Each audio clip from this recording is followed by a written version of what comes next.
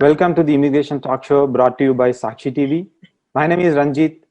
We are with attorney Prashanthi Reddy today to discuss the latest updates on H1B, travel ban, green cards, and other immigration matters. You can call the numbers displayed on the screen and ask any question related to immigration, and our attorney will be glad to answer. Before that, I would like to reiterate the disclaimer. Please note that the show is not intended to provide any legal advice and is general in nature and only for informational purposes. Hi, Prashanthi Reddy garu, how are you? I'm good, thanks. How are you, Ranjit? I'm good. Thanks for asking. So yeah, today, we would like to discuss some topics and we can take some calls. Before someone calls in, let's, have a couple of discussions. So I was hearing that, there is a new proposal called HWRA Act, which is being included with the COVID Bill Heals Act, the Healthcare Workers Resilience Act, which recaptures 40,000 of the unused green cards to doctors and nurses. Do you think this will reduce the backlog and any possibility of dates moving forward for EB2, EB3, and EB1? So, as you know, Ranjit, a lot of things are happening. So the numbers are moving forward, irrespective of the introduction of this new bill. And they're moving forward, especially, we care mostly about Indian nationals. So with reference to Indian nationals, they're moving forward with EB3 has shown a steady move forward in the last few months. And further again in August, they have said it will move forward. I was reading the updates by Charlie Oppenheim, and he did say that, there will be further movement on EB3. And as you know, always just before October, there is a rush to use the unused visa numbers. So you see a movement, and the dates change because they use the final date or the the processing date. There are two dates in the visa bulletin, and they switch that sometimes. And because of that, you have more numbers becoming available. And that happens every year before October. So we can expect that to happen and therefore dates to move in September. We can expect generally more EB3s available simply because the numbers have not been used up, because 485s are not being filed, and also because biometrics are not available. So a lot of people are holding on to the 485s. And also, obviously, the big push from immigrant visas, people filing from abroad, from outside the country, that is not there. That's at a standstill. So those numbers haven't been used either. So you can expect some movement in the near future. With reference to the bill, there's so many bills that it's, sometimes, I don't keep track sometimes, because until the bill actually comes to a certain point where you take it seriously, things happen and bills keep getting amended and they get dropped, and so let's wait and see what happens. But if it's a good proposal, because it'll help with COVID, they're saying, it's a common sense thing to do during COVID time to use the unused visa numbers from previous years, from 2019, for doctors and healthcare workers, nurses. So it makes sense. I don't have the statistics on how many cases are pending for, healthcare workers or that particular category. If we knew, we could maybe predict better. But yeah, 40,000 visas is quite a lot. So will that really trickle over and make a difference for EB2? Because most of these doctors are EB2. They all have MD. So an MD is pretty much a professional degree, so that they qualify for EB2. Nurses could be EB3 as well, because they have a bachelor's degree. So it could trickle down to both EB2 and EB3. We have to wait and watch and see if it will actually help Indian nationals or not. But we're hopeful, we're waiting. Also EB1s, there was further movement for India as well. Yeah, I'm hoping EB1s will become a current, at least for a short period of time. So let's see, let's wait and watch. So the EB1s are basically all the researchers, extraordinary ability people, And the L1s, the people who are on L1A, they are EB1s. So let's wait and watch. So another question, I would like to ask you is, there are a lot of unused family-based green cards that has gone and that will be unused because, because of the recent ban of April 22nd, as well as the consulate closure all over the world, and also no flights availability because of COVID. I heard that these family-based green cards will have to be spilled over to employment-based as per the INA. So do you think, how is this going to work, and will this be good for people in backlog, and any expectations of dates moving forward quite significant? Right. So again, in his update, Charlie didn't mention anything about the spillover from family-based. He only mentioned spillover from different categories, employment-based worldwide to then spill over to China and India. So usually they don't use visa numbers from family-based to employment-based. They don't. There's no cross-reference there. It's mostly within the same category of employment-based that they use it. So I don't know if this time they will do that. I mean, it is well within their ability to do it if they want to, as well as use. They're supposed to. They also use the unused visa numbers.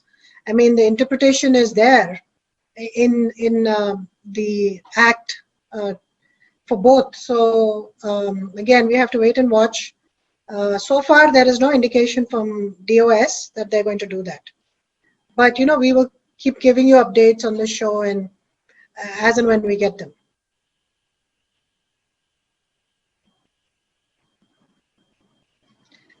Ranjit, I think you're muted. Yeah, there you go. Sorry. Yeah, I would like to say something to the users as well as all the people who are watching. If you need any private consultation, please reach Prashanti Garu at 212-354-1010 or prashanti@reddyesq.com, REDDI@reddyesq.com. And I would also like to reiterate the disclaimer. Please note, this show is not intended to provide any legal advice and is very general in nature and only for informational purposes. Sakshi TV News, our agents, are not responsible in any way for your actions, and use this information at your own risk. Okay, let's go to another burning issue that's going on with the F1 visas. So ICE released a memo recently saying that F1 students cannot do just online courses, and they have rescinded the memo later. But then again, they released a memo saying that people won't be able to get F1 visas who are out of the US if they have only online class offerings. So any inputs on this? How is this going to turn out? Yeah, so Ranjit, this has been like a seesaw of can do, cannot do, ever since it came out, right? So there was, just to backtrack a little bit, there was a press release where they mentioned that they intend to publish regulations. So again, backtracking further so that our viewers can understand what is actually happening. As of March, the law as it exists is that students can take only one online course of 3 credits. So that's actually the law as it exists. And then what happened during when COVID hit and then the emergency was in place, they had said, they amended that and said that you could take all classes online. Whether you're outside the country or inside the country, it will not affect your status, it will not affect your OPT. You can do your OPT online as well, remotely. STEM OPT, CPT, it will not affect any of these things. Then in June, for whatever reason, they decided that COVID is over, or I don't know what happened, what motivated this, but they sent a publication. I mean, they released a press release saying that now that the emergency is over, we will give you still some concessions, in the sense that we will allow you to do more than one online course, but you have to do at least one or more in-person courses. So they reversed their stand, and then what happened is within 2 days, this obviously affects universities to a great extent because they're all dependent on foreign students. And I think even Harvard and MIT filed a lawsuit, right? right. So the entire departments could actually close down if that happened. And so Harvard, MIT, Yale, and 17 other state universities filed a lawsuit. And the lawsuit was supposed to go before the judge for a hearing. Their first hearing, it was in Boston that they filed the lawsuit. And just the day before, they withdrew their press release and they said that they have no intention of implementing this new regulation. And so, the problem got solved there because they knew they wouldn't win in a court of law because there was no basis for them. It was against public policy and against health, against what CDC was saying, to force universities to open up, because that's what they would do. Universities cannot afford to lose their foreign students. They would just, so then even Harvard and MIT, who was they were planning to do all online starting fall, they would be forced to, then have in-person classes also. And just today there was a news article about how many cases were spread simply through universities. They're tracking that, and there are thousands of cases and they're tracking per university, like Yale is this many thousand, and Wow. So it was just a very dangerous thing to implement, and I guess any court would shoot it down, and therefore they just withdrew the press release. So as of now, we're back to the March instructions, whereby everyone can take courses online, whether you're in the country or outside the country. If you're outside the country, US immigration laws don't apply to you anyway, so we don't have to worry about that. Yeah. But if you're in the country, you will not fall out of status. You can take all your courses online, as well as CPT and OPT can be done remotely, so there's no issue there. But then I heard that, people, new students who are about to come, who has their I-20 in hands, they will not be able to get any visas unless university specifically says they offer the in-person instruction rather than online course. So that way, Right. There could be significant reduction in F1 students this year, probably because, no visas, they cannot come anyways. And I don't think any in-person instruction would resume anytime sooner with this COVID in place. So so they sent out this amended instructions that they're not going to implement it, and then again they sent out a clarification because it was not clear that arriving students who are just starting their semester, starting their course this fall, are in any way different from continuing students. They didn't demarcate that. They didn't make a difference. They didn't differentiate. But later on, they again put out a press release that the COVID-related regulations don't apply to people who are just starting their masters or bachelors in the fall. So they would have to have a hybrid setting whereby universities offer some in person and some online, and only if that the I-20 is certified as such, then they would be able to come into the country, even if they've already been issued visas. Some of them might have already been issued visas, but even if they're issued visas, they still cannot come in if they're taking all online classes. So yeah, they did again mention that, but they can take classes remotely. There's no restriction against them taking classes remotely, at least for this semester, and possibly those students could then come in for the next semester, in person to take classes in person. Prashanti garu, sorry to interrupt you. We have a caller, Naveen from Detroit. Let's take the caller and what's his question? Hi, Naveen. Hi. Yeah, can you hear me?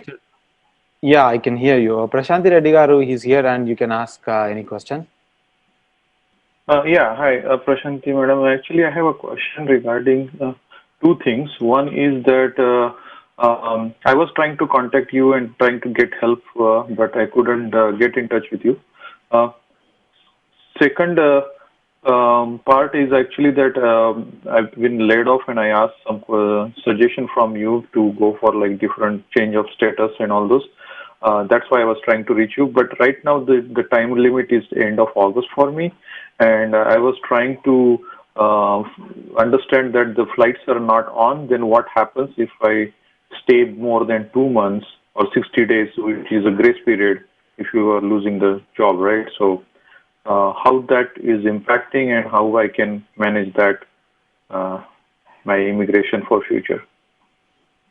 Right. So going forward, if you need to reach me, all you need to do is send me an email. But we don't have. You have to make use of this Sakshi program, because this is a free consultation. And if you reach me, otherwise it wouldn't be. So that's why more important that viewers call using this mechanism, to get free consultation. It's not possible for me to do it always otherwise. So again, anyone needs to reach me, just send me an email. I'm always on my email. So with reference to your question, as to what you should do, then your 60 days grace period is expiring in August. Yeah. Is that correct? Correct. So, and you don't have any job at hand as yet, correct? Yes, yes. So my suggestion to you is, I mean, flights are available, but you have to book in advance. Air India has opened up its website to book flights, and there is a process, of course, that you have to go through. You have to register with the embassy, and then once you go get a flight, you have to be quarantined in India for 2 weeks. So there is a process, but it's not impossible. It's possible to do it. So you could look into that and leave and then come back when things are better. Or you can file a change of status here in this country. It's possible you can just file for a change of status to a visitor's visa, and thereby, at least giving you some breathing room, because when you file for a change of status to a B2, it takes time for them to process it. So that is your breathing time. And in the meantime, if you get a job, you can again file a change of status from your B2 to a H1 based on your pending B2. Remember, the B2 will take 6 months or more right now to be processed, and most probably you won't even get it until the time that you've asked for is over. So all you're doing is filing it so that you can remain in status. So in the interim, you have to find a job again, and then then it's possible to file a change in status again. Yeah. So I was trying to reach to you. The reason was to change the status and apply through you. Obviously, it was not a free consultation I was looking. I was looking through the appropriate. Okay, just send me an email. You can send me an email. I will respond. I respond to all my emails. Yeah. Okay, sure. Thanks. I was trying to get it on a website, but I will try to send an email now. Right. Thank you. Thanks, Naveen. So yeah, going back to the same question Naveen asked, a lot of viewers are interested to know how this B2 thing works, because a lot of people, the B2, is it last resort, or you can just apply B2 and stay here, because there are a lot of flights as well now available in Vande Mataram mission. But then do you think everyone has to just apply B2 and stay here, not to accumulate illegal status, or it only apply when it is, you don't have any option, or is the last resort? So my suggestion is, if you have no business here, you should leave, right? B2 is, you shouldn't misuse the B2 application, because it might get denied, and it's messy because the processing time is just so long now. As it is, it's 6 months or more. Now with COVID, and because for a B2, biometrics have to be given, there's no biometric offices. ACS offices are not open, Application Support Center offices. You can't give biometrics. If you don't give biometrics, they will not process your case. So it'll just sit there. So yes, if you're on a visitor's visa, if you're done with your travel, if you're able to get a flight, which, as you said, it is possible now, I suggest, rather than filing extension upon extension, leave and come back, next year. Because anything can happen. For example, if you wait until last minute and file a B2 and you do it yourself, there's so many instances in which people have filed it with the wrong fee, or done some, not marked some columns properly, and the cases have come back and then they fall out of status. And I've seen instances where they have received emails in such a situation where their visa was cancelled. So you don't want to mess around or play with your immigration status. Take it very seriously. And if you're able to leave on a flight, leave. If you're not able to, if you're older and you're concerned about, so the health and getting infected on the flight, so you have to weigh your options, one versus the other. Sorry to interrupt you again, Prashanti Garu. There is another caller, Sanjana from Texas. Let's take a question from her. Hi, Sanjana. Welcome, and you may ask a question to Prashanti Reddy Garu. Yeah. Hi, Prashanti. Good evening. Hi. Good evening. I'm Sanjana from Texas. I have a question related to my L1. I'm here from the employer. I'm here in the U.S. working for a client on the L1 visa at the client location. So unfortunately, due to the COVID, my employer, they have been laying off. As I was inter-transfer visa, they did not laid off me, but I'm on bench without the salary. So I also applied for H1, which got picked up in the lottery. So now my question is, if my H1B is getting approved, we got an RFE and the employer B has answered the RFE. So if the H1B is getting approved, is it mandatory? Do I need to travel as it was my first H1B to my home country and get that stamped for the state of change of status? No, it's not mandatory. You have to remember that a visa is, if you've applied for a change of status, and if the change of status is approved, and you will know that because the H1 approval will come with an I-94 at the bottom. So if the change of status is approved, you do not have to leave the country in order to start working on a H1. You can start working as of October 1st or whenever you get approved, whichever is later. The only reason for getting a visa is next time when you travel, in order to come back into the country, you would need a visa. So in your situation, if you're not traveling now, you don't need a visa. Instead of India, because I don't see the consulates are completely getting open. So India, now the cases have been increasing due to the COVID. So can I choose Mexico and Canada? Maybe later. Yes, you can. You can. But I would just ask you not to worry about the visas right now. Just work on your change of status. Unless you have some urgency and you need to travel, I suggest not to travel. With the things happening nowadays and the law changing every day, every week we have a bombshell. So you don't want to get stuck outside the country for some reason. Yeah, that is a concern. Suppose, if in case, I'm sorry to bother you, I have a couple of questions. Not a problem. Also, I wanted to reiterate that Mexico and Canada, the borders are closed. The southern border and the northern border are both closed. But they're closed only for land traffic. But for flights, they're still open. So if you have to get a visa, you have to fly in. You can't drive and try to get it that way. So just remember that. Okay. And also the other thing is to get a visa in Canada. Mexico doesn't have a quarantine, but Canada doesn't want people from the US traveling to Canada. So you might end up in a quarantine situation. So you'll need to research that. It's possible that you can go in on that flight and then come back without leaving the airport, on another flight, if that's possible, if you can get the visa that way. But otherwise, it's an issue. The quarantine situation. In Mexico, I think they don't have any quarantine. Okay. Actually, I have my family in the Canada. So I thought, can I make up any emergency visit to Canada, either through an air or drive? Because they have been considering the Canada is open for immediate family members to enter, right? So can I enter Canada in that way and go for the stamping while driving back to US? Will that be possible? No, they have. So you have immediate family members in Canada, meaning who? Your spouse is in Canada? Yes, my spouse is in Canada. He's also working on work permit in the Canada through his company, his employer. Right.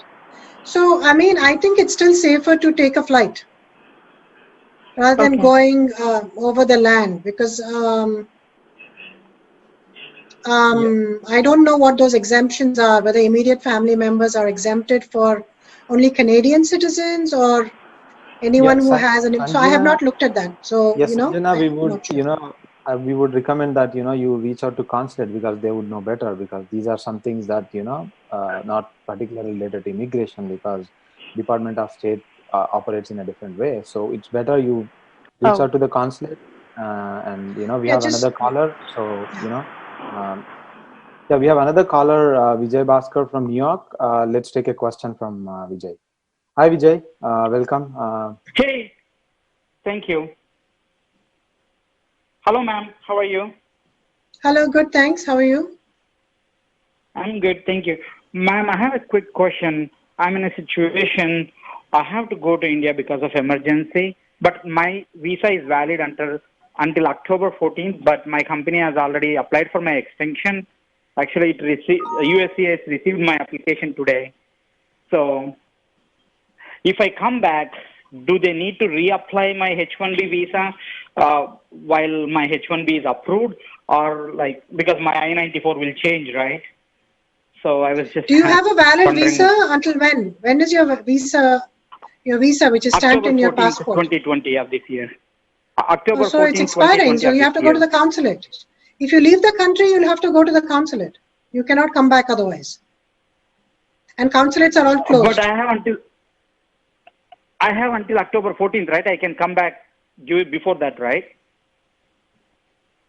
If you get a flight, you're taking a big risk. But again, you know what your emergency is. But you should be able to, if you don't come back by that time, then you have to be prepared to wait it out. So you have to have that Oh, option. okay. You have to be prepared to wait it out until COVID gets, everything gets normalized and the I consulates mean, open up, because then you'll be stuck outside the country. let's assume I can come back, right? If I am able to Yeah, come you back, are allowed to come back. The proclamation doesn't apply to you because number one, you were in the US when the proclamation came. And then number two, you had a valid visa. But remember, these things are changing every day. So if they send out, yeah, I understand that. for example, they again amended the proclamation and they said people who are outside the country but have a valid H1 visa, for example, they were supposed to be exempt. But what they're saying now, they Okay. put out another amendment saying that people who are outside the country whose visa has expired after the proclamation still cannot go for an extension, cannot go back, until Oh, December 31st. So they've added that. They keep adding and deducting people from the equation. So if they change it, then you'll be stuck. If they don't, as of now, that the interpretation, they haven't interpreted it in such a way that you'll be affected as of now, but that could change at any time. So that's another risk you're taking. okay. The another question is like, say, for example, I would be allowed, right? But what happens with because my I-94, right? Because I have a new I-94 because my H1 would be approved because it was applied in premium processing if I go, right? And then when I'm coming back, would I be able to use the new I-797 and then get a new, like the I-94 with 3 years extension, or it's going to be like my company has to reapply my H1B again? No, they don't have to. I That don't know why you're confused about that. If you have a H1B approval, you also have to have a visa.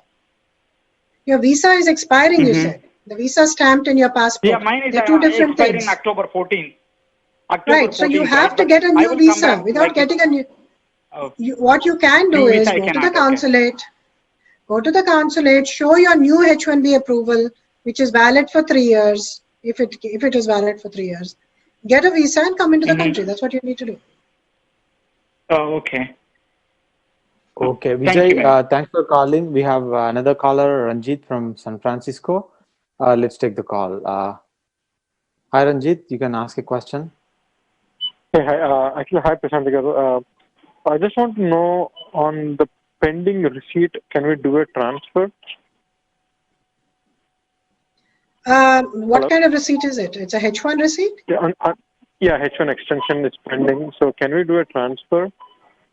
Yes, it's been already you like can. 5 months. Yeah. It's been already 5 months. I don't have any response, no RFP, nothing till now. So can I move to a new employer because I'm on the receipt right now? So there are two ways you can do it. One is the cleaner ways: convert to premium processing, get an approval, and then transfer. Because premium processing is available now, so it's easy to convert to premium processing, and you'll get a response in 2 weeks. The other way, Yeah, but okay. Yeah, the messier way is, yes, to file the transfer based on the receipt, and then what will happen is, it may not be a bridging petition because your I-94 is still valid as of the date of filing. Has your I-94 expired? Has been expired. Yes, it's been expired. So then it is a bridging petition. They will follow the rules of what a bridging petition is. Basically, in a bridging petition situation, they have to make sure that the previously filed pending application is approvable when filed. Okay? So if they think that it is approvable when filed, your previous H1, they will approve the next H1 as well. If they think that it is not approvable for some reason, then they may deny your request they may approve the H1 but deny your request for a transfer. But in general, yes, it can be done. It is done in many instances. A lot of people do it. I have one more question added to this because my employer, the current where the pending H1B extension, the employer is not ready to do an premium processing. He says he don't have workforce right now, and because of the COVID, I guess couple of employees and he himself got affected with COVID. So he said he cannot do it for next 15 days. But I have you want me to wait till he does it, or is there any way I can do it by reaching any attorney?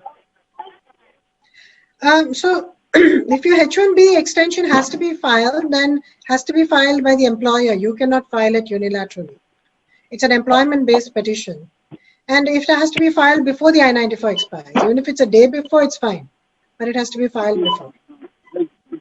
Yeah, the I-94 has been expired, but my employer is not ready to do a premium processing. Oh, he's not ready to do premium processing. Okay. Yeah. So the premium processing fee, can be paid by the employee. It's kind of a gray area. The USCIS fee cannot be paid by the employee. No. But, there is a little bit more relaxation in the rules when it comes to premium processing fee. So it's possible that, you pay the premium processing fee to your employer and then he pays, to USCIS. You cannot pay it directly. Yeah, I told him the same thing, but he's not ready to do that. He has some reasons. So that, so then that has nothing to do with the payment. Yeah. You cannot force him to do it. It has to be done by the employer. Yeah, that's what. Is there anything I can go? I have any rights to make it premium processing or no?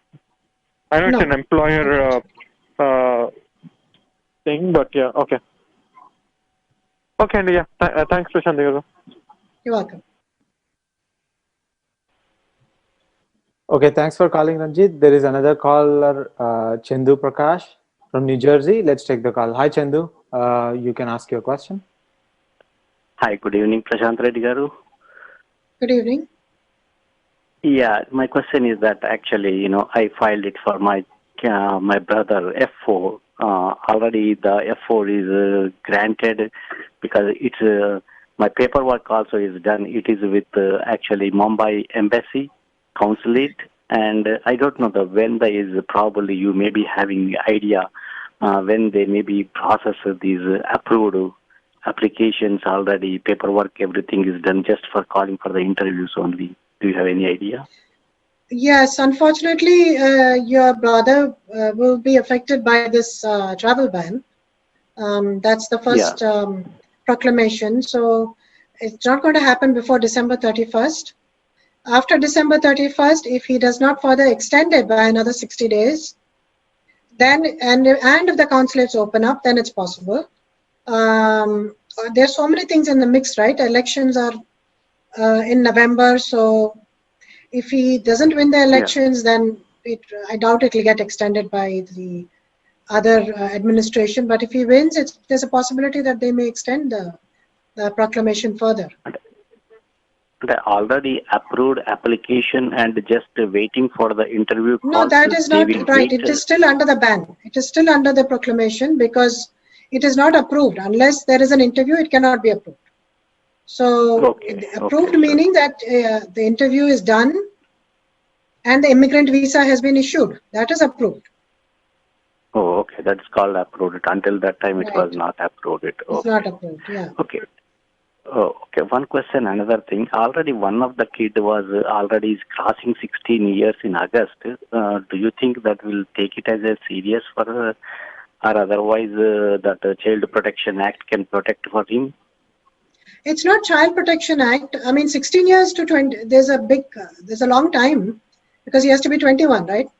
21 so there's years, a long time for him. not 16 years, 21 years. Yeah, actually, you know, he's 21 years now. If he's already 21, then he's out of luck. He will not be able to immigrate with his parents.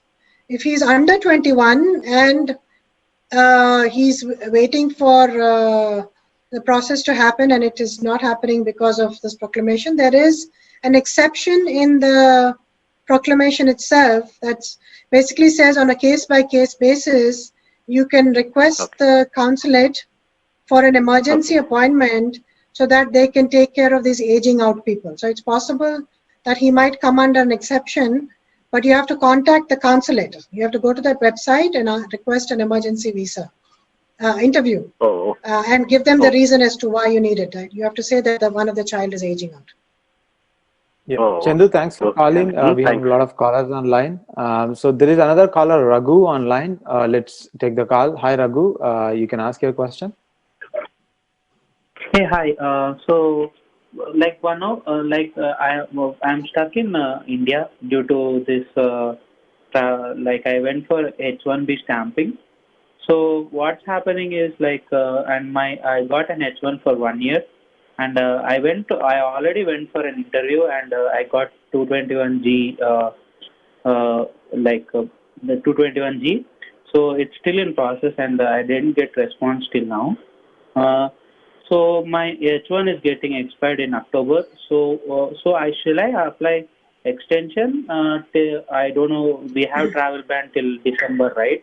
So what should I do now? Like, shall I apply extension and wait, or otherwise we should not apply any extension since my H1 is expiring, right? So what is the approach we need to follow? I'm currently in India, stuck in, yeah. So it's not going to be a H1. It's going to be, it's not going to be a H1 extension because you're not in the country. You can wait and you don't have to file anything now. Whenever the consulates open up or the travel ban is removed, the proclamation is removed, you can apply for a H1 then. It's basically a H1 consular processing and it's going to be exempt, it's cap exempt. So that's what it is. So you'll get another H1 approval hopefully for 3 years.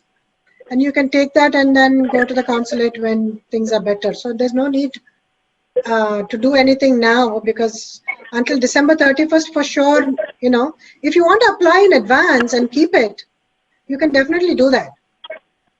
But you're not going to be able to use that approval to go for a visa until after December. Oh, okay. So I should not apply for H1 extension? So what should I apply It's not an extension because you're not in the country. You cannot be extended. It's H1 consular processing.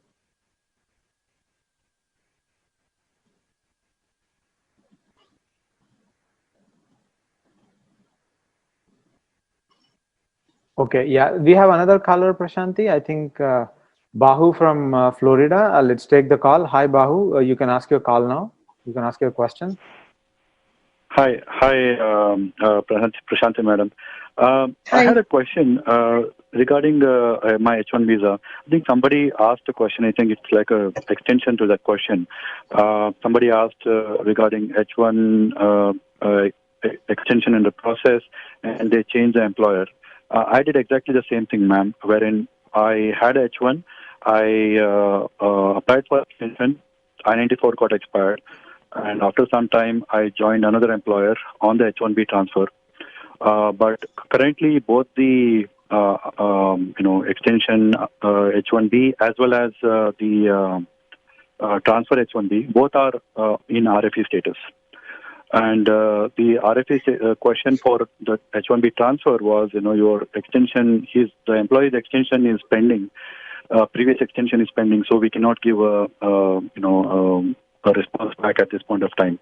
So my new employer is actually asking me to respond back to the older visa, and I did convert it to premium. The extension was converted to premium. They sent me another RFE asking for a new SOW. So they just want to make sure that, if the employee is still working, and if he has continued working for you, and please send us the new SOW from the client, which I don't have with the previous employer.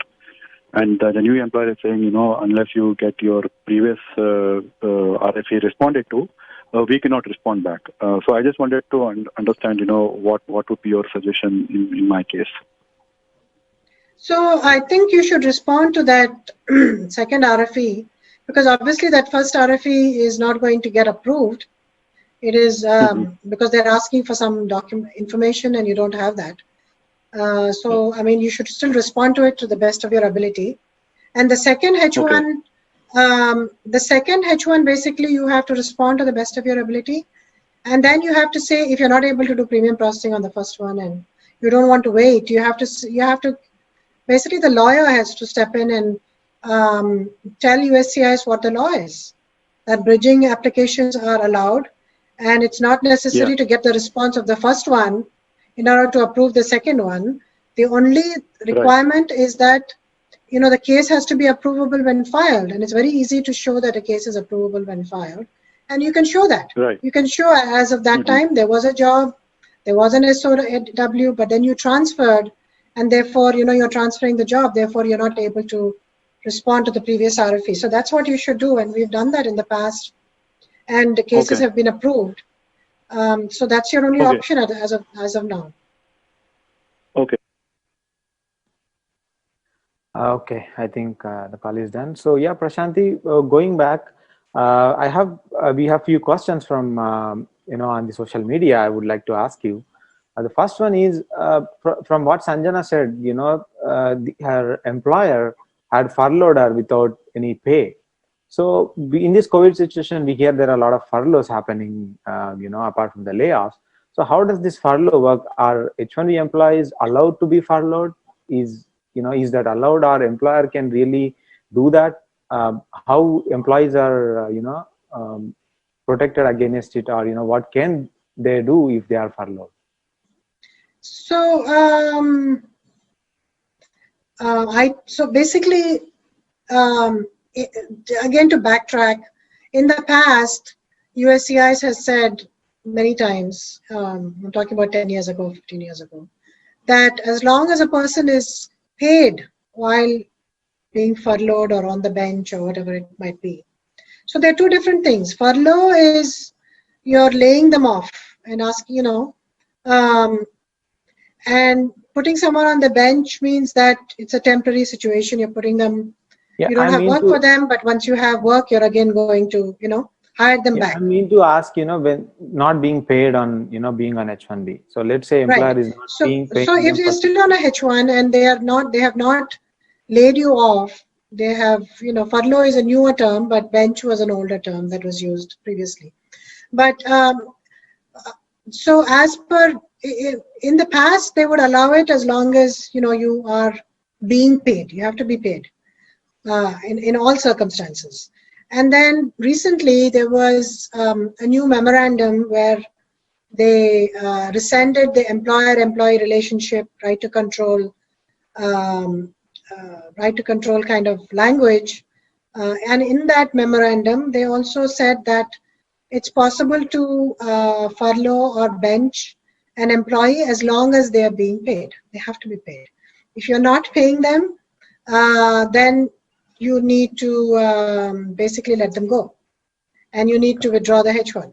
You need to ask for the H1 to be withdrawn. Otherwise, as an employer, you're in trouble. As an employee, that person also loses his status. Now, there is some limited exceptions to this where you don't have to pay, but it's not a furlough. When you don't have to pay your employee on a H1, if the employee is requesting leave for whatever purposes, it could be health situation, it could be due to COVID, it could be family situation. So if the employee is asking for it, then you do not have to put them on the payroll. But if you're not paying them because of an employer situation, then there is no exception for that. You have to pay. Is there any limit them at on all how times. many days one can take a leave on H1B for personal reasons or family reasons? There is no period of time that is given in the regulation. It simply says that it is allowed. Obviously, it cannot be misused, and there has to be a reason, and that reason has to continue for the period that you're not being paid or you're not working. You've taken time off. So it's basically unpaid time that you're taking, unpaid vacation that you're taking. Another limited circumstance is, again, it's a gray area, but for some reason, if you're not able to pay them, say, for a month, but you make that up by giving them a bonus at the end of the year, which is a bonus that is confirmed, not a bonus which may or may not happen. A confirmed bonus, end of the year, you might be able to make that up. And so that the W-2 amount reflects, the prevailing wage. It doesn't, so that it doesn't dip below the prevailing wage. Another way is if the person is able to pay them, but only part-time, like on a lower wage, then you will file an amendment. So these are the ways that, you can kind of It was great, that situation. great that, you gave some tips to employers as well. We have another caller, Parag. We'll take a question from him. Hi, Parag. You can ask your question. Hey, ma'am. How are you? Hi. Hello. Can you hear me? Yes, we can hear you. Go ahead. Yeah. So actually, I came into so I did my bachelor's over in India in 2005, and 2005 August I came to the US, right? And since then till 2019 July 27th, I was in the US. Okay.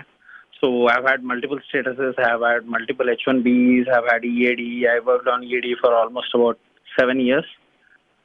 But suddenly USCIS gave me an RFE and they denied my I-485. Okay, it was pending. I got my EAD, so obviously my I-140 was approved from Intel Corporation. And then they suddenly sent me an email, and I didn't know that big corporations do take away the I-140 petitions. So I was under the assumption that under the AC-21 Act, I was eligible, and I got a couple of RFEs, and I did respond to them.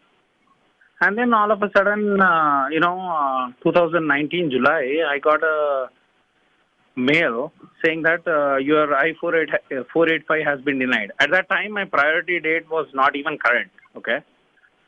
It was going to be about another 4 months or so for my, it is May 19th, 2009. That is my priority date. And they just denied it. And I've used Murthy, Murthy.com. I've used a couple of lawyers. I spent more than, about $10,000-12,000 already in terms of legal fees. I don't know what fault of mine is being like, all of my youth I've spent in the America. I've spent for the economy. I've paid my taxes on time. I'm the highest taxpayer. I was more than, 6 figures all the time since I got my job. So I'm not sure what wrong I did and what wrongful. Why did they deny my visa? Is there anything you can shed a light on what steps I can take? I mean, your question is more rhetoric. Is more rhetoric and more, I sympathize with, what you've gone through, and there are a lot of other people in your situation as well. The immigration system is not fair. But if you have to ask me a concrete question, I can only answer if I know what is the reason for your 485 getting denied, and then we can see if there is a way. I mean, I don't know if it's past that, or you still are able to file a motion to reopen, or so all this is, I think it's complicated to address in a phone call, but it has to be addressed in more detail. I have to look at your RFE. I have to have more details from you. So I definitely sympathize with what happened. You're saying you approached other attorneys. They must have advised you on what can or cannot be done. So I suggest you give me a call or send me an email, and we can look and see if they have missed something which I can catch, right? And we're able to file a motion to reopen or maybe refile. I don't know what the status is. Most probably you're out of status, right? Yeah, if you have any questions or if you need any private consultation, please reach Prashanti Garu at 212-354-1010 or prashanti@readyesq.com. So we have another caller, Prashant, online. Let's take a question from you. Hi, Prashant. Hi.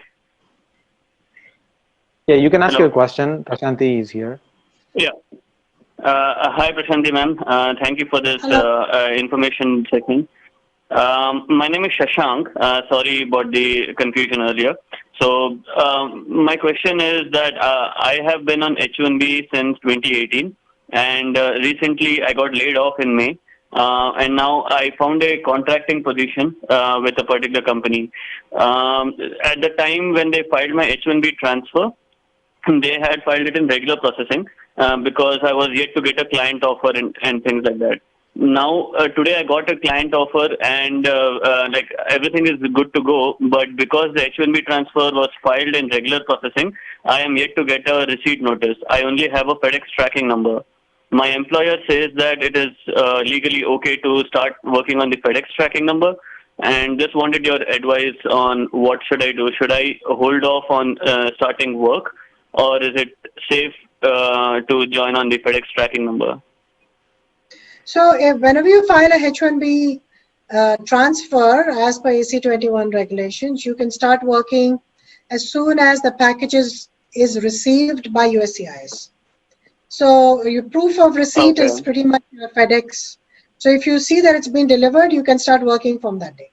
You don't have to wait because the receipt will take 10 days, 1 week. So you don't have to wait for the actual receipt. As long as, so when you do this, remember that you're always putting yourself in some kind of a jeopardy because if it gets denied, then what is your status then? You'll have to go back to your previous employer, otherwise you fall out of status.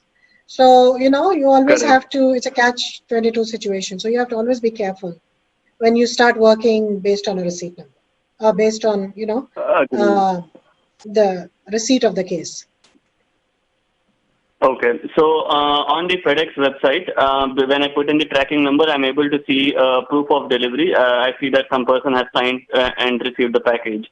So if at all USCIS comes back with some, if at all there is some problem in the future, I'm allowed to show this proof of document, like proof of delivery, and say that this is why I started working. So legally, I'm okay to join, correct? That is Got correct. it. The other question is that I understand that in the future this particular H-1B transfer may get RFE or it may get denied. So I already have a H-4 petition through my spouse's company that is in motion. So if at all the H-1B transfer gets denied, my H-4 petition was filed within the 60-day period. So that will still keep me in status, correct? How many petitions can you file at one time? And how many petitions can you use? I mean, you have to make up your mind which one you want. USCIS is not going to entertain multiple petitions, right? So as per the last action rule, you have to remember something that is called a last action rule. As per the last action rule, whatever petition you filed last, that petition will trump over the previous petition. Okay, just remember that, and then you make your choices. So if you don't withdraw one of the petitions on time, you might be, forced to be in a status that you don't want to be in. So remember last action rule, decide which application you want to hold, and withdraw the other one before it gets approved. You can't do anything once it gets approved. Okay, thanks for calling. We have another caller named Charan from Mexico, I believe. Let's take the call and question from Charan. Hi, Charan. Hello. Hey, how are you doing? Yeah, we are good. You can ask your question to Prashanthi Reddy garu. Hey, Prashanthi. Hope you're doing good. So I'm from Michigan. So a quick question that I have is regarding my parents who came to the U.S. In the month of March. So what happened was they came to the U.S. to attend a marriage, and since that time they are stuck here. So basically they are on a B1, B2 visa, a visitor's visa. And in the month of August, the visitor's visa is going to get expired. So my quick question is, has the government extended that visitor's visa limit of 6 months to something later on, or is it still in place? So as per regulation, you can be on a visitor's visa for 1 year, totally. But you need to file an extension every 6 months.